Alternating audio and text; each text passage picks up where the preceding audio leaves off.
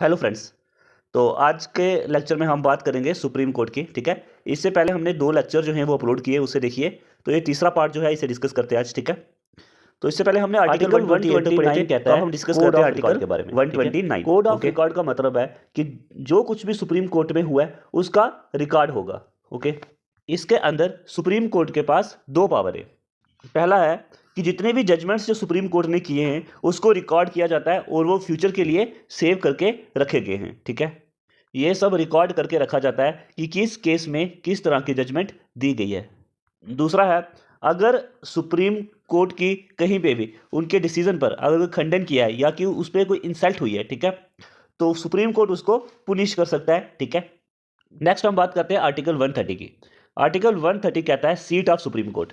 इसका मतलब है कि सुप्रीम कोर्ट कहाँ बैठेगा। ठीक है, हम सबको पता है सुप्रीम कोर्ट जो है ये सबसे ऊपर है और ये जगह जगह नहीं हो सकता। ठीक है, तो आर्टिकल 130 यही बता रहा है कि ये सुप्रीम कोर्ट होगा कहाँ पे।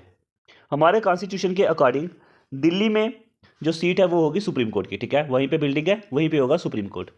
लेकिन अगर चीफ जस्टिस ऑफ इंडिया चाहे, उसके पास पावर है कि वो कहीं भी सुप्रीम कोर्ट को बना सकता है, कहीं पे भी सुप्रीम कोर्ट की सीट वो रख सकता है। ठीक है, लेकिन उसके लिए चीफ जस्टिस ऑफ इंडिया को परमिशन लेनी होगी प्रेसिडेंट की। ठीक है, उसके साथ साथ अगर हम ओथ की बात करें तो इनको ओथ कौन दिलाएगा, तो वो दिलाएगा प्रेसिडेंट।